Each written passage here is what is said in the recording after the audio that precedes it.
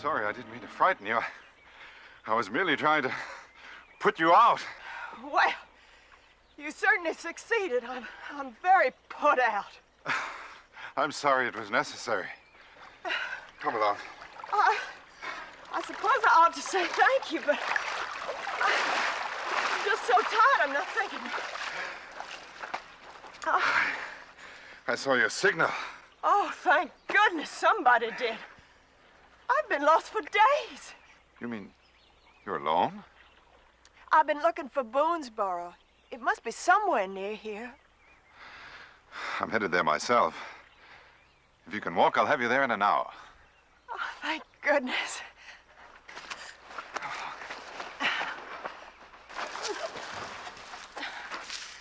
Oh, don't worry.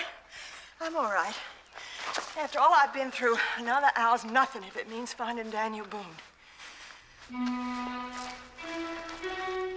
Madeline almost convinced me. Well, Blakely, step number 1 accomplished.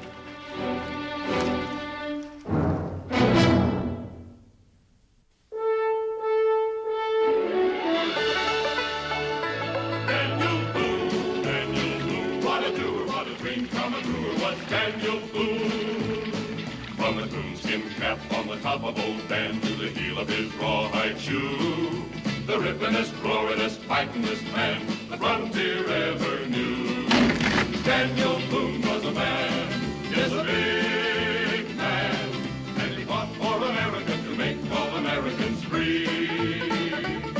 What a boom, what a doer, what a dream come true was he.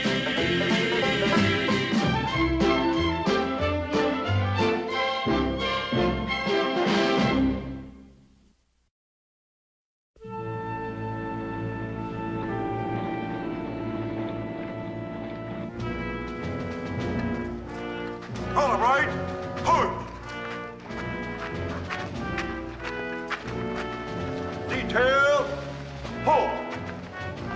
Right, hey. No, you march like a bunch of old... All right, now you get this through your heads and you get it straight. Soldiers you're not. Soldiers you might not want to be. But the most important battle that may ever be fought on this frontier rests on you. Well, you men are gonna be ready for it if I have to march the legs off every man in this settlement. Captain, look. It's Daniel Boone. Boone's back. Dismiss him, Sergeant. That'll be all for the day. Dismiss.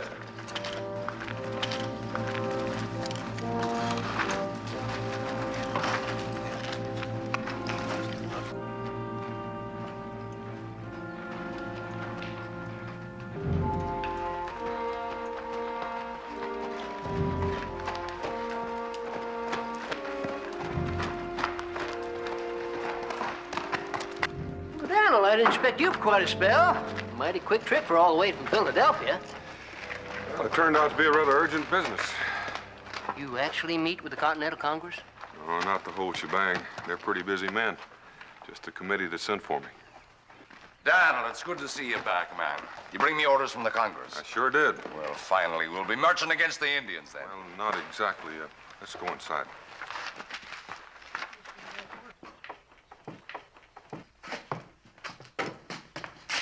Daniel, what do you mean, not exactly? What are my orders?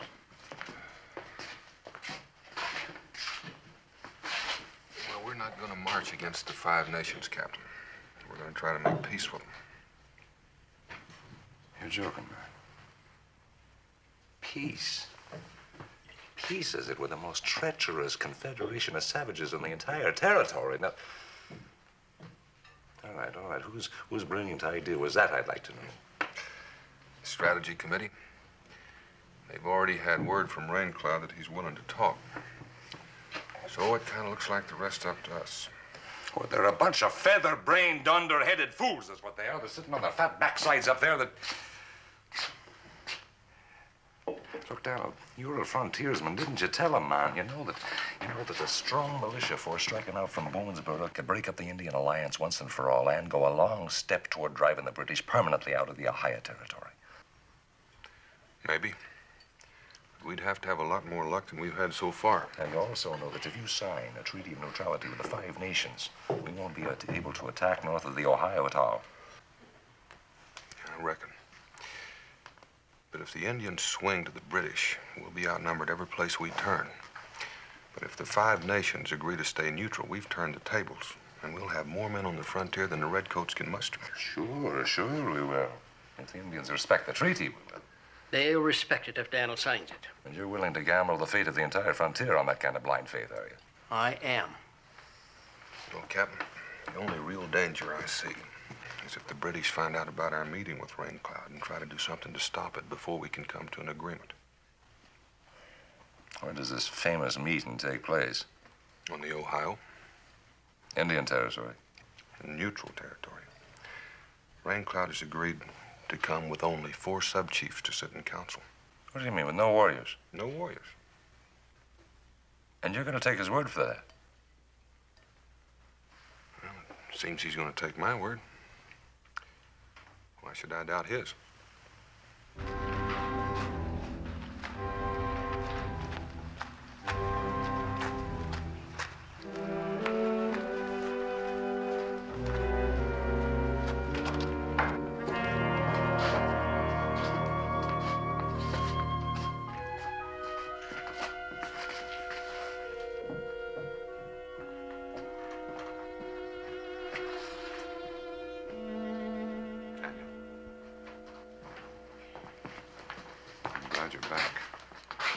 Serious matter, I'm afraid.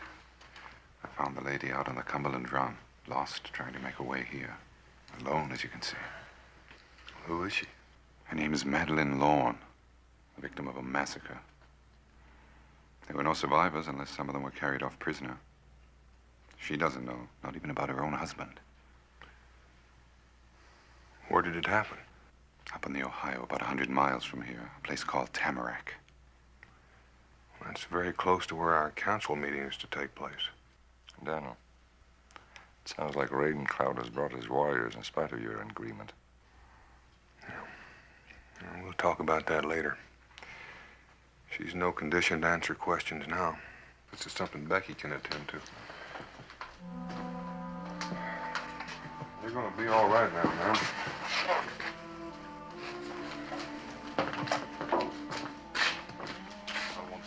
Cabin later.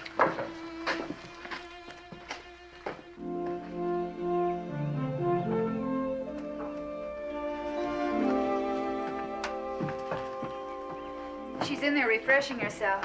And don't you, Mingo, plaguing her with questions. She's been through a terrible experience. I wish she had some idea which tribe it was. In the dead of night, how could she? Now that I know the difference in the tribes when I first came to Kentucky. You know, if there were British with them, Daniel. She said only Indians, Captain Ives. Well, there you are, then. It's something the murdering savages thought of them.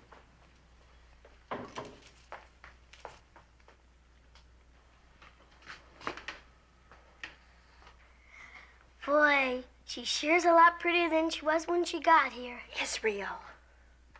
Did I hear the name right? Captain Ives? Yes, my deepest sympathy, madam.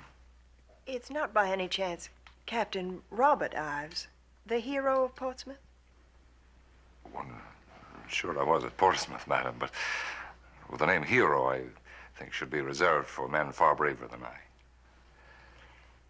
Mr. Boone, of course. Oh, I'm so relieved to find you here. Truly, my prayers have been answered. Now, what can I tell you, gentlemen? How can I help you?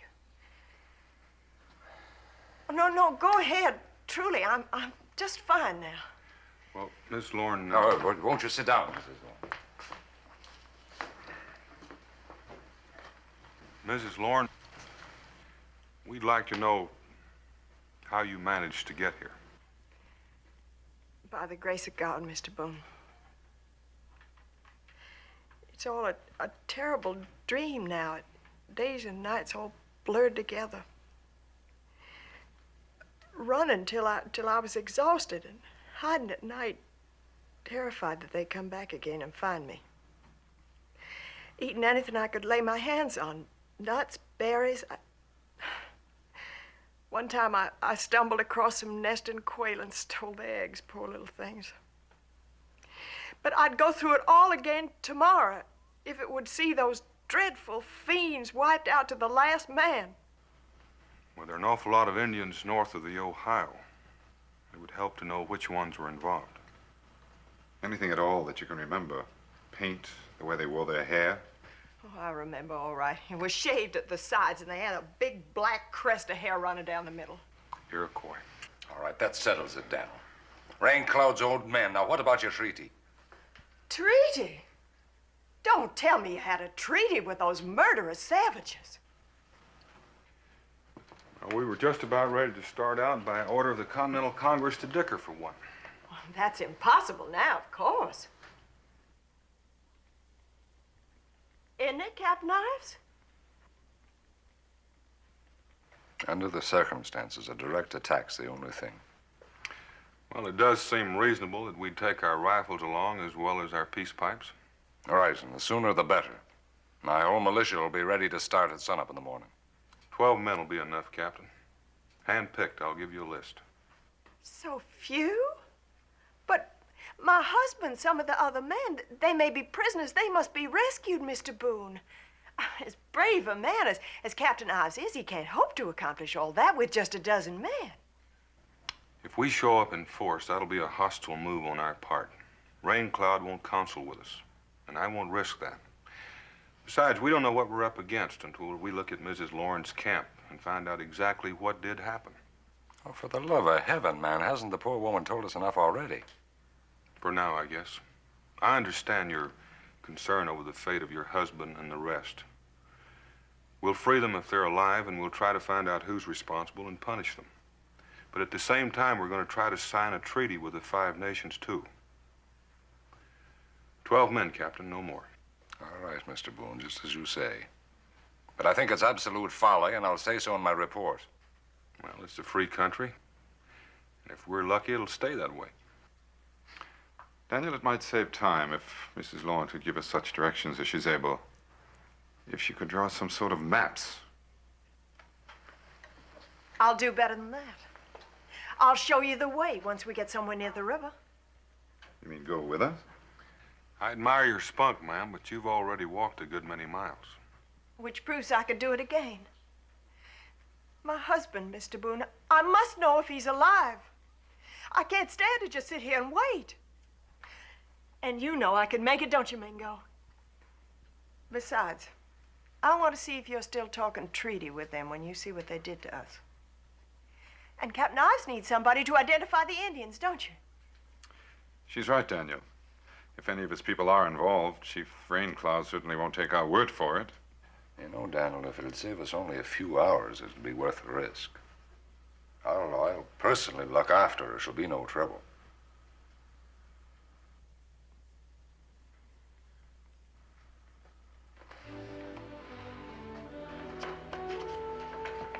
All right. While Cincinnatus is outfitting Captain Ives' men, Rebecca, you'd better take over with this recruit.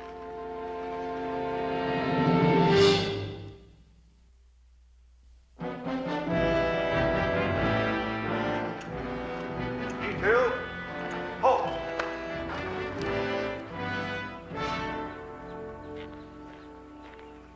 Daniel, ladies.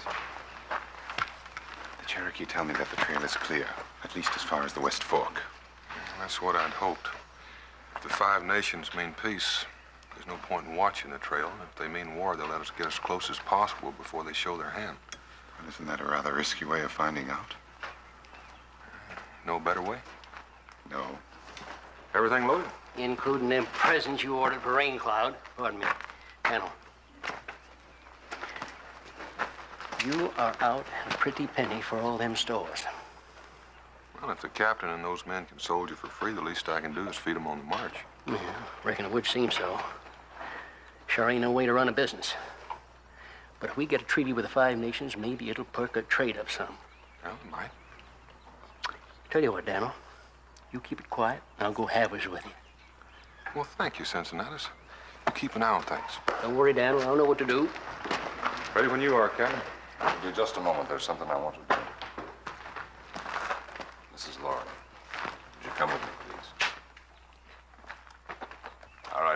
stand at rest, but I want your attention.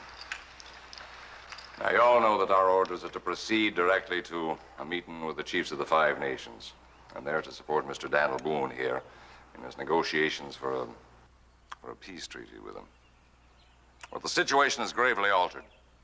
This is Mrs. Madeline Lorne. Mrs. Lorne has reason to believe that her husband and all of her friends have been killed by Indians, very probably the self-same ones we're supposed to be meeting.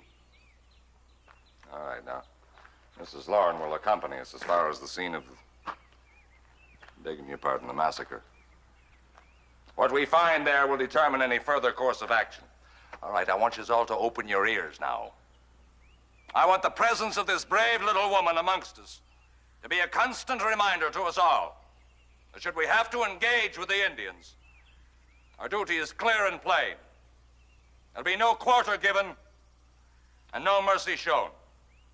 And that's all I have to say. All right, you can move them out, Sergeant. Detail, attention, hook, about, please. Forward. 2 weeks, maybe less. Forward. Mama, you young'uns take care of your mom. Okay, Pa.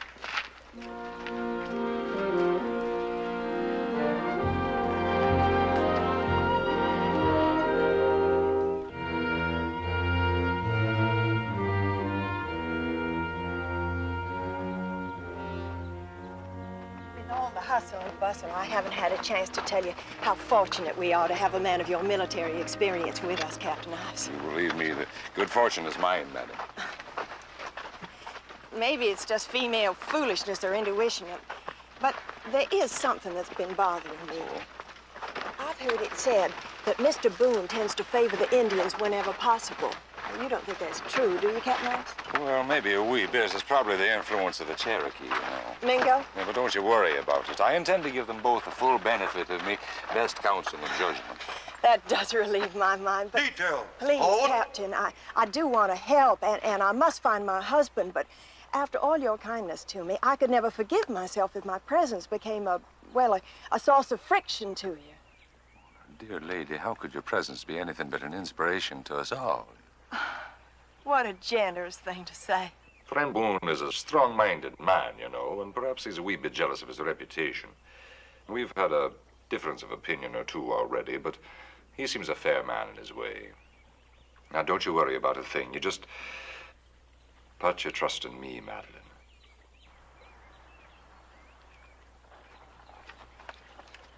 What seems to be the trouble, ma'am? Trouble?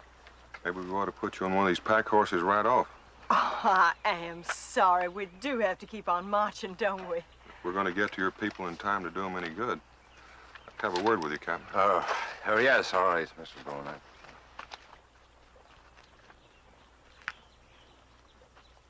How stupid of me. I seem to be making a nuisance of myself already. Not at all, Mrs. Lorne. In Kentucky, nuisances come in a somewhat different type of package, I assure you. I generally like to stick to my own chores and appreciate the same in others. But you might want to open up your marching order a little. Well, Mr. Boone, I thought that you didn't expect any contact with the hostiles until we got to this side of the West Fork. Well, I don't. Not from the Five Nations, anyway. We don't know that they're hostile yet. And until we do, we'll just keep hoping. But I do know those boys yonder are Kentuckians. And they'd be a sight happier with more room to move around.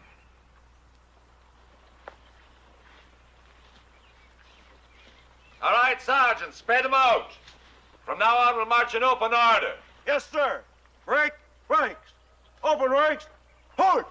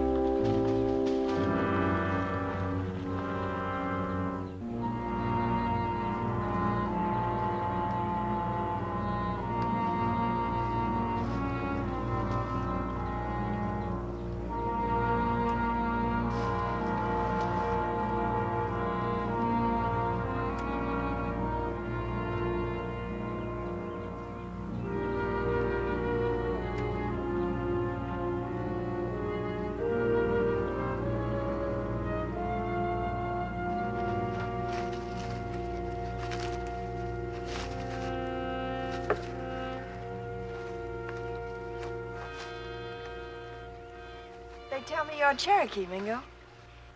My mother was. One of the 5 civilized tribes, of course. I should have known when you found me in the woods. Your accent, your manners, the unmistakable traits of a gentleman. Some of my Cherokee ancestors might disagree. The other half was English. Really? Yes, I was brought up in London and educated there. And then you came back here? Why? Every man has his country. Then what actually are you? I'm an American. You make that sound so important. Well, isn't it to you? How can you ask that? Would I be out here on the frontier if it weren't? No, Mrs. Lauren, you ought to be taking advantage of this rest. Boone has given us precious little of it. There's liable to be even less time for it later. I'm quite all right, really, Captain Ives.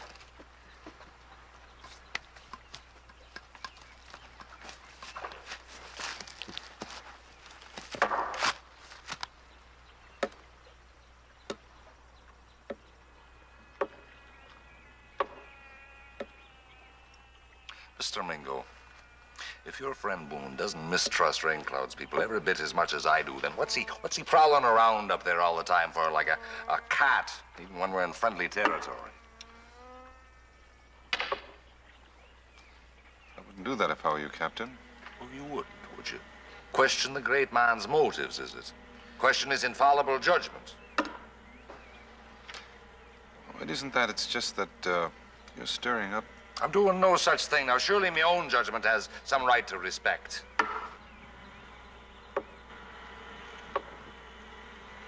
Not at this particular moment, Captain.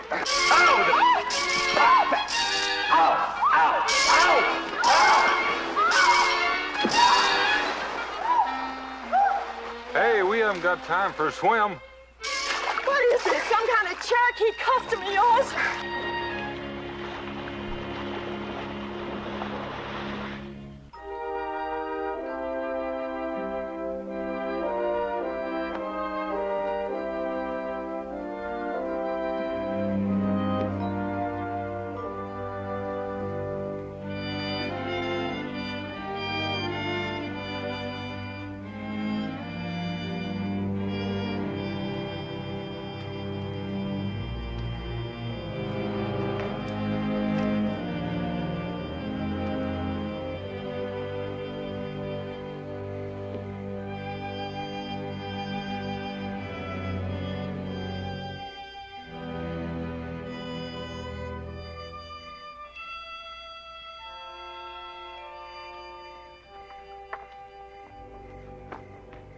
Soldier in first class, isn't it, Captain?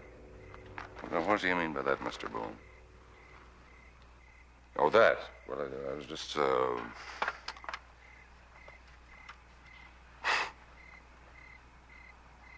a remarkable woman, Mr. Boone.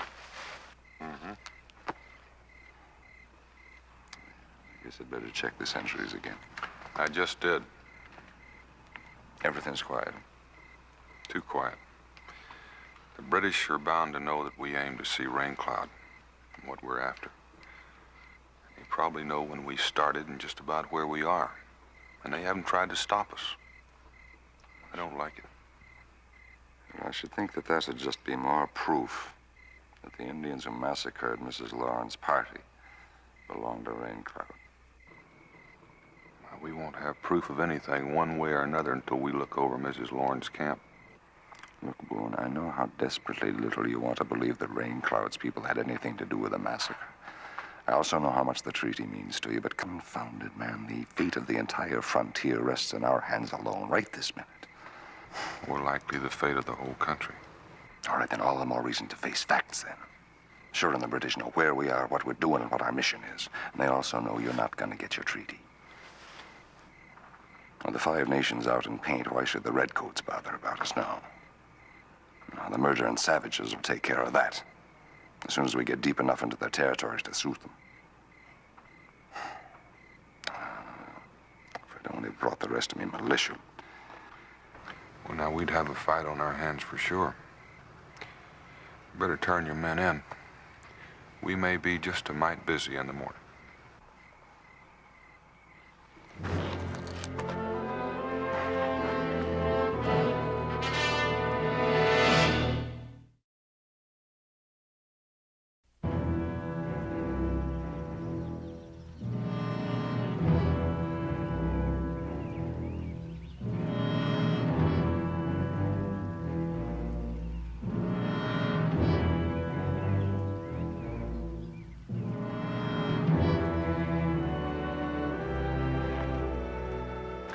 Mrs. Lorne.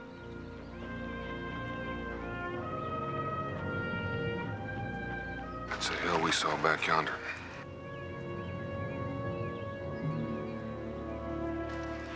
We were going to build our church right up there on that knoll. We were camped just beyond it. And the place we were to meet Rain Cloud? Oh, I'd make it about 10 miles further down the river. The thing's stirring out there. You know something, Boone? It's just possible they don't know we're here, that they didn't expect us so soon. I hope you're right. You realize what advantage that gives us? We head straight for your council grounds. We can be in position by dark. Now, we've got 15 guns all told. 16. If we hit them hard and without warning, we could wipe them out in a few volleys. All 5 of them, Captain? Rain Cloud and the 4 other chiefs? Surely you can't still expect them to show up alone. Until I see different, I can't. Captain Ives is right, Mr. Boone. I beg you to listen to him. I'm sorry. I know how you must feel, but our orders from Philadelphia... Now, I'm a soldier. I know what our orders are. Now, I've tried my best to cooperate. Can't you have some consideration for this poor woman here? Surely our first consideration should be to the man who may still be alive in that camp. I could go on ahead, Daniel, and see if Rain Cloud brought any warriors with her. Well, out here, a man's first duty is to himself if he hopes to stay alive long enough to help somebody else. You know that, Mingo. Now, let's follow the timber around the foot of that ridge and don't approach Mrs. Lawrence's camp until you get a signal from Mingo or me.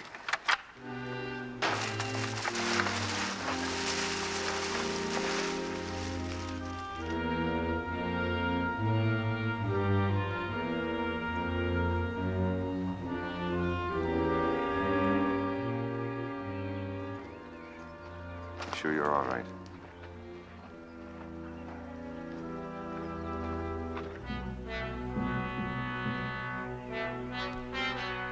In a short time, Boone will join us here. We will smoke the pipe with him and there will be peace among us. My heart is glad. It has been worth waiting for.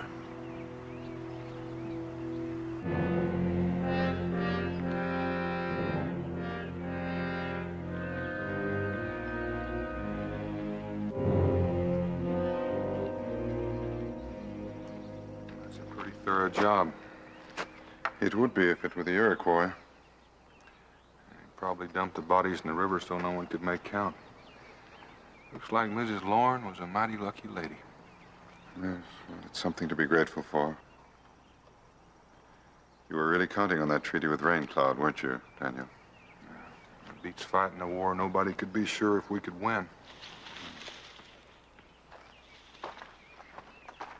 Well, now you've seen it, Mr. Boone. Well, it looks like you say, Miss Lorne. We'll attack at once, of course. And I'd like to poke around just a little bit more. Oh, go ahead, Mr. Boone. Take your time. Well, just a few minutes. Miss Lorne looks like she could use the rest. I didn't come back here to rest, Mr. Boone. Come on, Mrs. Lorne. Might as well make yourself comfortable while himself makes up his mind.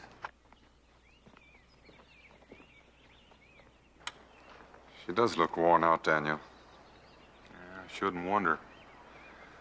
I might tuck her down myself. Why don't you build her a fire so somebody can brew her a cup of tea? It might help. Yes, yes. It's just a small fire. Don't mind the smoke.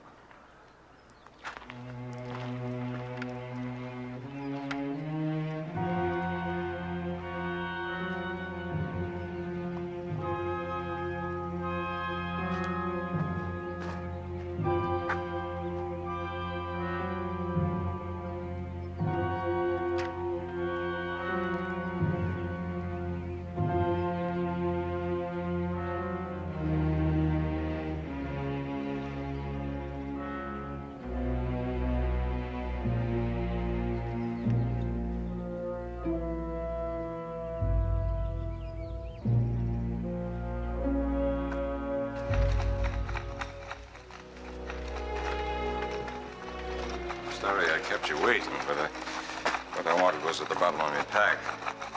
He's making us a fire so we can have some tea. Go without smoke, Captain. No danger whatever, I assure you. Well, that's all right with me. But what I've got might be do you a little bit more good. Oh, perhaps just a little. It's Madeira, you know, the finest Momsey in the world. I've been saving it for a special occasion. What a useful trick. Well, it's really quite simple. All one needs is the bow, the drill, and the proper kindling.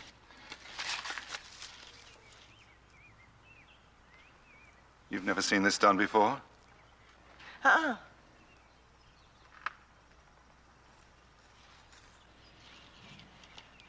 What are you looking at me like that for? Oh, admiration, shall we say? Well, I must be getting back. I believe Daniel is waiting for me. You must try this sometime.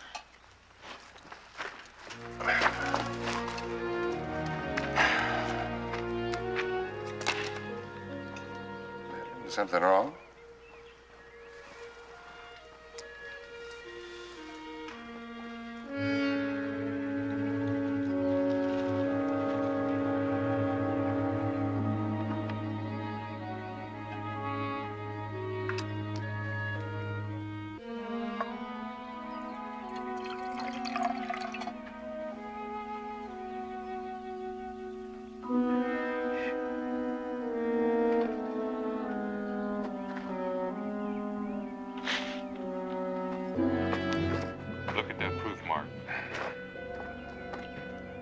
British tall musket.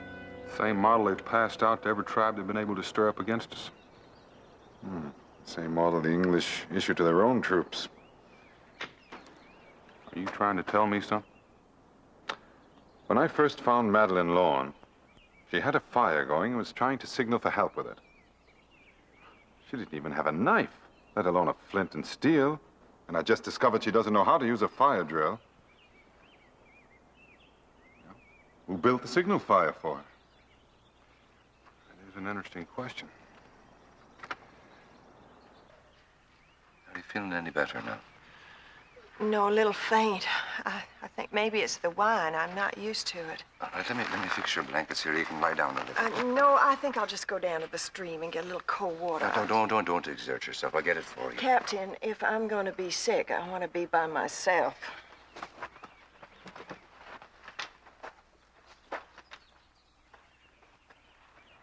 Yes, when she told us what she lived on. Nuts, berries, even quail eggs. A rather curious diet and hardly in season all at the same time. What do you make of all this, Daniel? Well, a British musket could have gotten here any number of ways. They could have carried off their dead as well as their prisoners. Take a look at this. It's funny how little things always trip a feller up. Salt. Plain, old, ordinary table salt. The most valuable and scarce item on the frontier. You think an Iroquois would overlook that?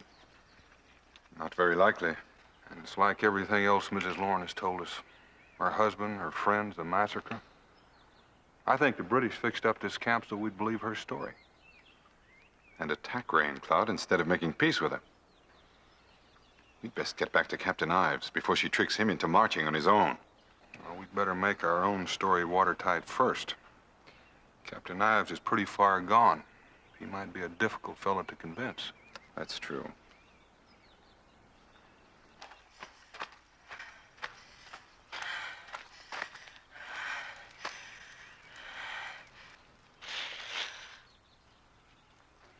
John?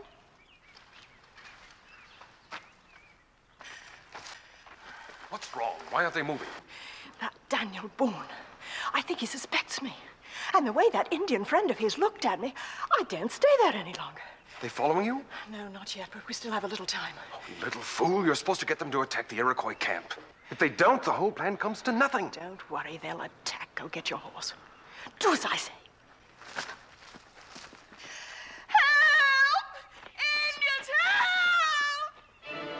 Turn out! Turn out! Good girl, that should do it. I'll let them pass and move my troops in behind. Right. All they have to do is kill one chief. And we've done what we've been sent to do. Hang on. All right, we're heading straight for the Indian camp. Now, you watch out for Mrs. Lorne, but you shoot the first Indian you see.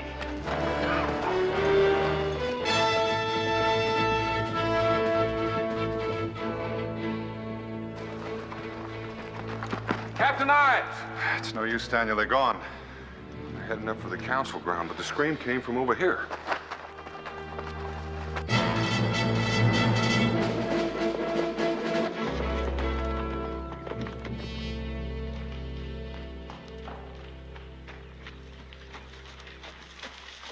My sister's done it. The Americans are on their way to attack Rain Cloud. Good news, sir. Then we'd best be on our way to attack the Americans. At once. You two, over here. Escort Miss Lorne back to the post. See to it she has anything she needs. A bath and a fresh change sound good for a starter. Oh, heavenly. Then a banquet, complete to champagne. I'll join you shortly. This won't take long. Fall to the ranks.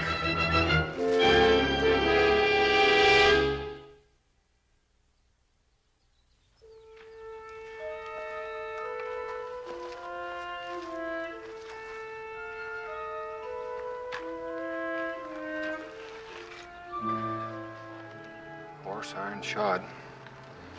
Carrying double from here on. No Indian was riding.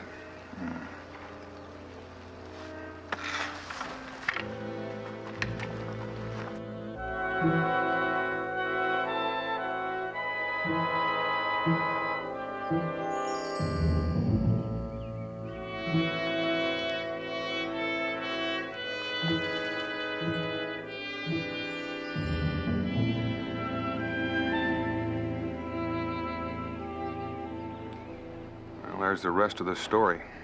That part I can believe. They have Captain Ives and his men trapped between them and the Iroquois camp. There was some way to get to Ives before he shoots himself an Indian. Mingo, you feel like tackling some pretty long odds? With you, are there any other kind? What I have in mind should work for one of us. Let's try for that patch of trees over there. They'll have to pass through it directly.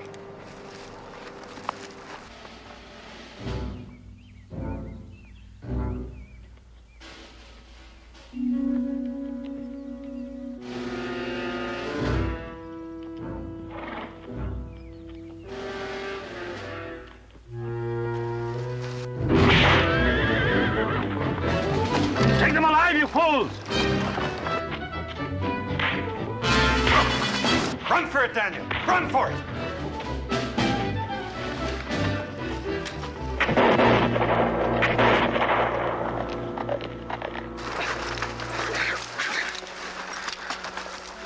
Well, Boone's Cherokee. Take him back to the post. And if you let him escape, it'll cost your lives. Form ranks and follow me. Form ranks!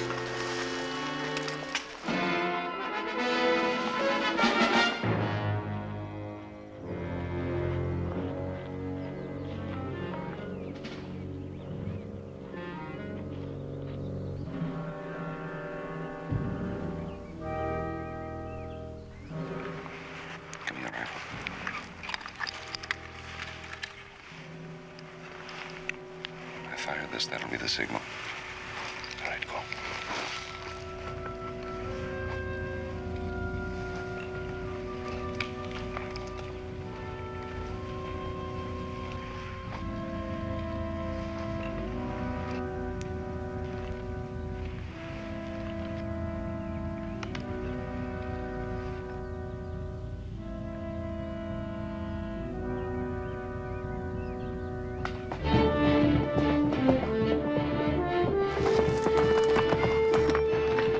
Redcoats aim to attack.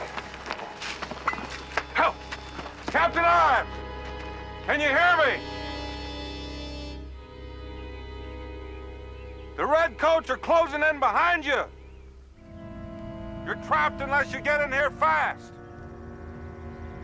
Captain Ives! Signal if you can hear me.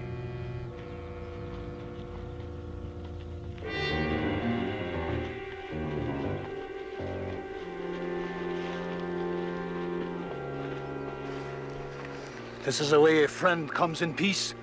Many men, many guns. The British lied to us. They accused your warriors of burning out a camp of settlers up the valley. Not settlers' camp. Redcoat make it, then burn it. We think because it was not to their liking. Well, it was to their liking, all right.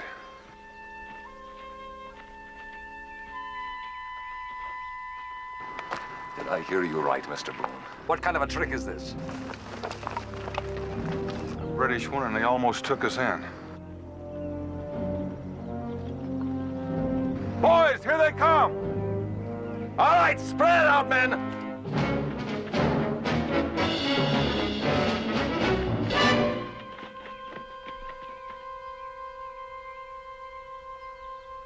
Well, Captain, here's a chance to see if your drill's gonna pay off. All right, men. Pick your target. Fire!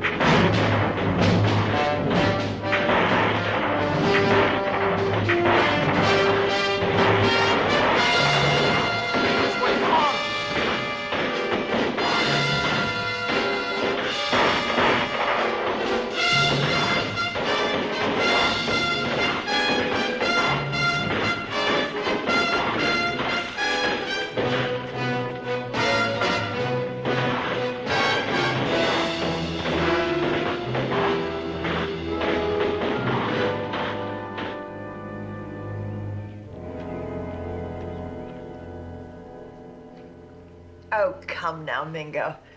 In times of war, a man uses his strength and whatever weapons his ingenuity can devise. Why not a woman?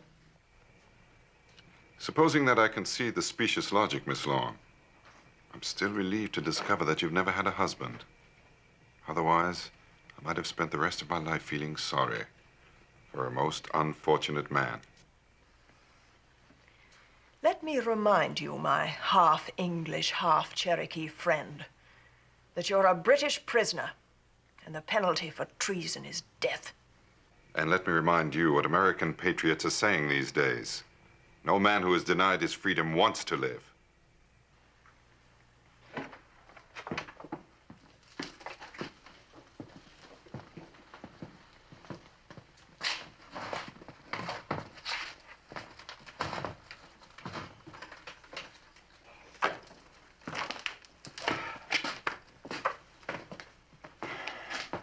Mr. Mingo.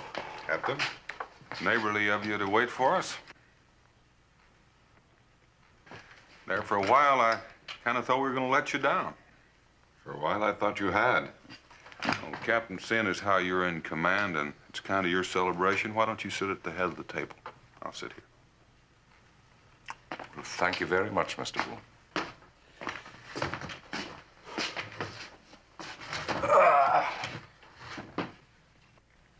What is this, John? What does this mean? Tell her. Well, your brother will tell you, Mrs. Lorne, or whatever your rightful name is, that he's been obliged to surrender this post to us. You'll all be taken south as prisoners to be held for exchange.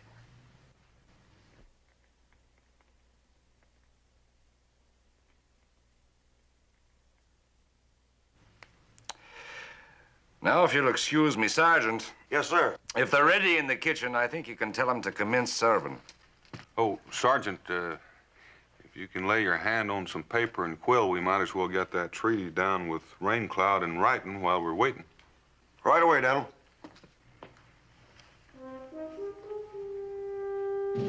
A great man once said, Miss Lawn, that to free another is the first step in freeing oneself.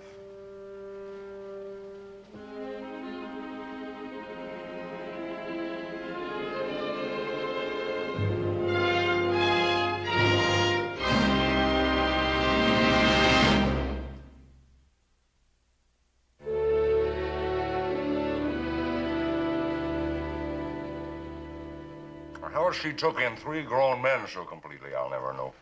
No, it isn't as difficult as you think, Captain. You know something, Mingo? There was a time or two there I would have bent a musket barrel over your head. Well, I didn't exactly love my fellow man as I should have either. Well, the trouble was, both you fellas could have used some lessons in romancing a pretty gal. Which you were perfectly willing to give, no doubt. Oh, no. Only in theory. Only in theory. Well, now, you know, I'll say this for her, Daniel. She never showed any favoritism. I mean, you had your chance, man. Oh, you certainly did. Oh, the way she clung to your neck as you crossed that ford. Shameful it was.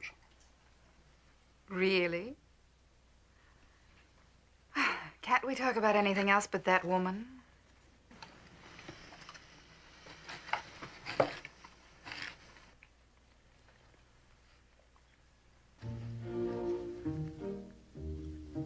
Mima, aren't you doing something different with your hair? She thinks it makes her look like that Mrs. Lauren. Israel. Oh, well, sure, now I can see that. There's a kind of a similarity in style there, you know? Very flattering, Mima. Do you really think so, Captain Ives? That I do. Although you might, make a deeper wave on the right side, perhaps. Maybe a little wisp sort of peeping out the... Must we, gentlemen, please? All right. We won't mention her again. Agreed? Agreed.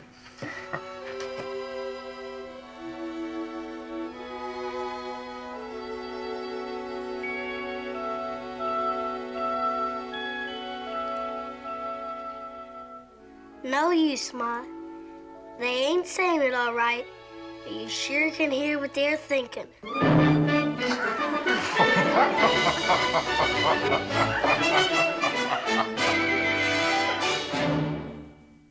A big man with an eye like an eagle and as tall as a mountain was